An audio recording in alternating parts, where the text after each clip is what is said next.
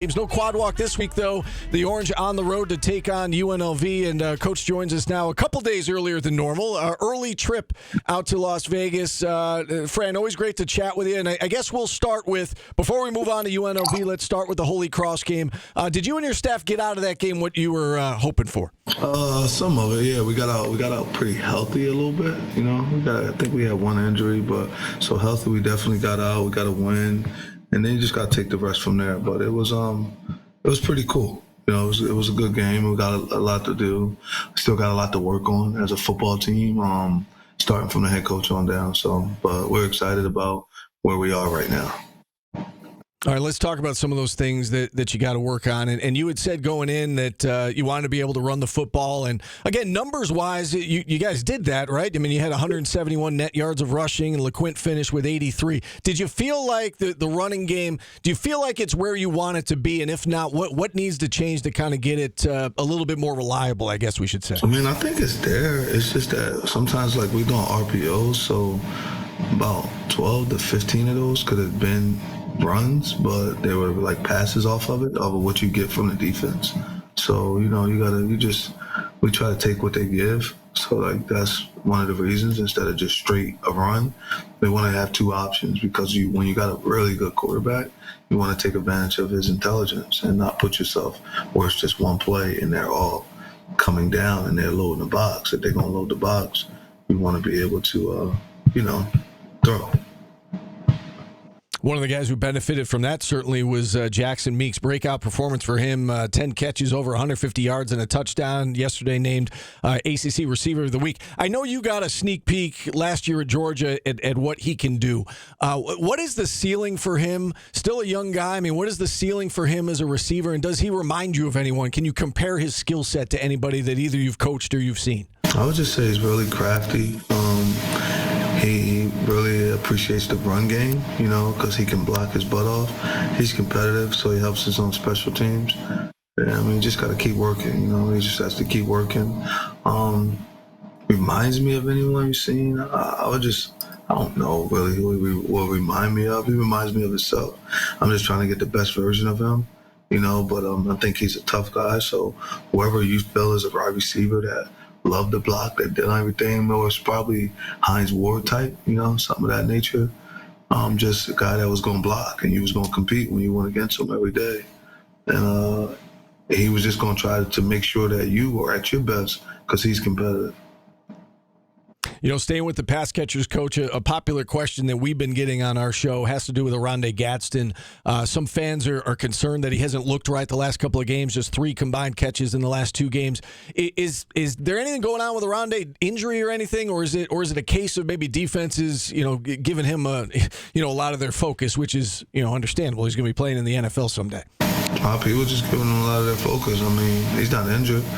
You see the ball's been thrown to him. I mean, he's doubled a lot, so it's just a part of the game, you know. It's just where we are right now when it comes to them being able to double him. But we're going to find ways to make sure he gets the football and touch the football. But, you know, as they double him, other guys are open. So we got other guys that are players. So you double one, we're going to go to the other one. You know, we're not going to force him the football where that could hurt him or hurt the football team. So it's just whoever open, that's where we're going. Let's talk about the defense next. Really gave up just 2 big plays against Holy Cross, the 2 touchdowns, and outside of that, it seemed like, from my perspective anyway, really solid effort from the defense. You had the pick 6 from Jaden Bellamy. How would you grade the defense overall against Holy Cross? He's about 85, maybe 80. Like a B. I would say probably a B grade. There's more that we could do on defense. We're a lot better than that. Those 2 big plays. One was just a guy played the wrong defense and they ended up, you know, throwing the ball there, and then the other was bad eyes. So we can't have those 2 mistakes, you know. So those 2 mistakes, and then there's some other things that we want to be able to do better also. All right, let's talk about the special teams unit. I know you were asked about the kicking game yesterday at the news conference. The field goal kicking left a little bit to be desired on Saturday, obviously. What can you do to improve those areas? I mean, I know practice, games are a little bit different than practice, though. I mean, is it a type of thing where they just got to get a little bit more game reps in terms of making kicks to get a little bit more confidence? They just got to follow through with their routine that they was doing from the beginning and stop. Don't go to other stuff. Just keep your eyes down, kick the ball, have good height on the ball when you're kicking it. And they'll be fine. We're definitely still putting them in different situations in practice to make them have to make it. And then I think competition also. Competition opens up everything. All positions are open, so everybody's competing. So I think that helps a lot when everyone knows that either your job's on the line or there's a job to win. Usually the best comes out of the guys that are competitive, and that's the guy that you want. Before we move on from the weekend to the next opponent, I heard you say yesterday that you watched some of Georgia-Alabama Saturday night, and I actually thought of you as I was watching the game. Georgia did not look good in the first half. Alabama absolutely dominated, and then Georgia made that crazy comeback. And I thought about you because of all the people in the world. I mean, you would have a good idea of what Kirby Smart said at halftime to turn that thing around. Can you give us any sort of insight into how they went from playing as poorly as they did in that first half to very nearly pulling off one of the biggest comebacks I've ever seen in college football? I just think that, he just told, I know for a fact he probably said, do your job. It's only a couple plays. It isn't as bad as everyone else in the world would think just because of the touchdown plays. So it's just guys got to do their job, Everyone has a job to do, and it's probably 2 or 3 plays that you get that. Like a touchdown isn't every play, but it could have been 2 or 3 plays of guys just doing the wrong thing and something happened, or they got good players that's gonna make plays, and then we'll have our turn to make plays. But we just got to be able to make the plays when our plays come. He's probably, to me, the best coach in college football, period. So he understands and knows. You notice nobody flinched, and it was just a great football game.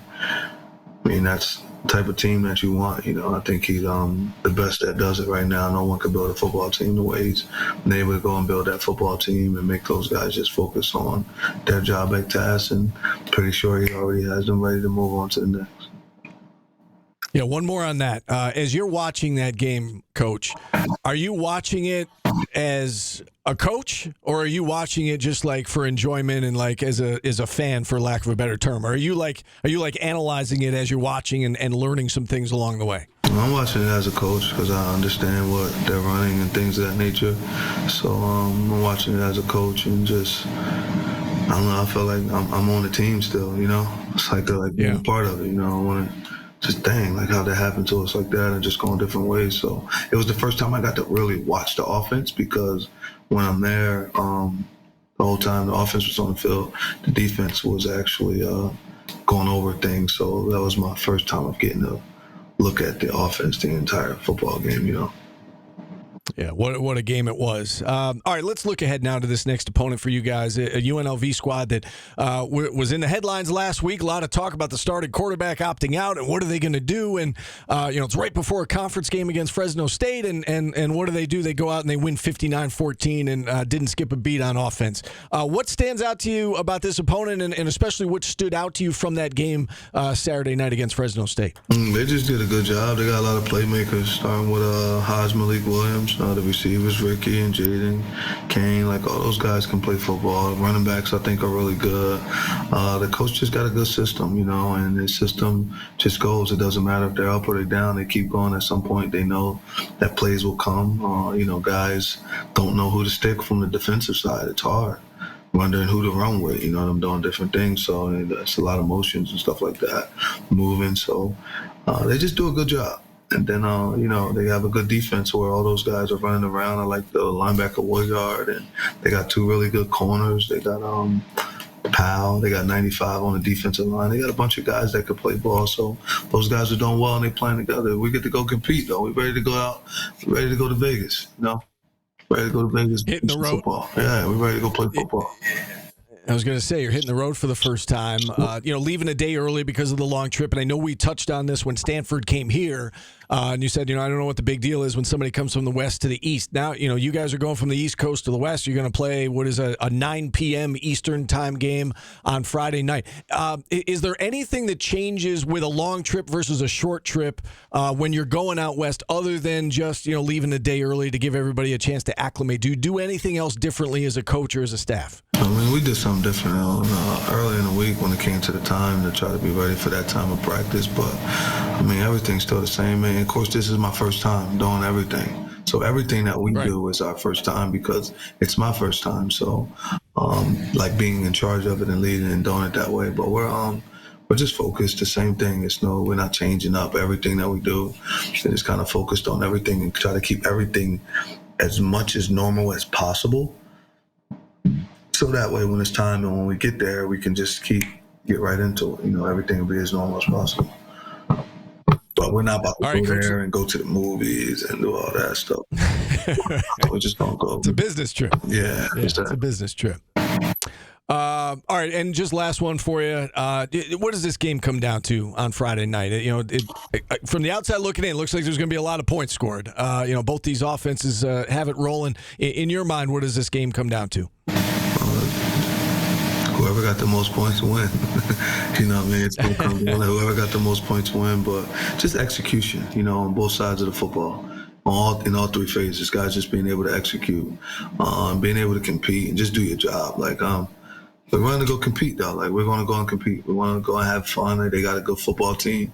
They're doing a really good job. Those guys are ranked. So, they're a good football team, and we want to go compete against a good football team to see who we are as a football team. So it's about to be fun. We're ready to go there. We're excited to go there.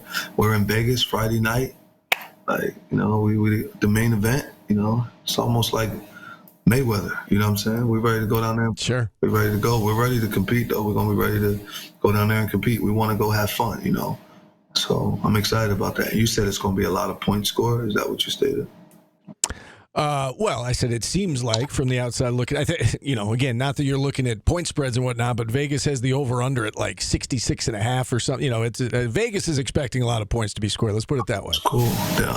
I wonder what team they're on, but we're gonna see. I'm gonna make sure that we talk to everybody about it's gonna be a lot of points scored. We just want one more point at the end of the game, but that's pretty cool. So, but Coach Odom does a really good job, and I think he showed you when one quarterback left and another one came that his team is just focused. He has a focused football team. So we want to just have an opportunity to go down there and just put our best foot forward and go and compete against those dudes and just have a lot of fun, and just focus on us and let's lock in on us. So that way, we have an opportunity to truly compete and go out there and see what happens. May the best man win. Another opportunity on national TV. I got the nation watching on Friday night. Exactly. Coach, exactly. Thanks so much for the time, and best of luck with your first road trip. I appreciate that a lot. Now listen, you're gonna have to tell Paulie you got to grow up. You can't keep driving this bar all the time. Tell Paulie I need to see him on the show. He gives me the energy. Everything happens from him. I heard that he drove out to Vegas. Is that true? He did. He left right after the Holy Cross game on Saturday, and he arrived at 11 p.m. last night so that he could do the show today from his hotel room. So that was how long was that? Like a 40-hour drive for him? It was, I think, roughly, yes. I think it was high 30s, he said. Yes. Did he go by himself? No, he's got a friend with him, so they split up the driving, but they basically were in the car for, like 13 hours straight. Basically, yes. Basically 2 days straight, just driving. He's one of the toughest men I know for doing that. 5 hours is really simple to just go by, but I understand. All right, you as well, Coach. Best of luck.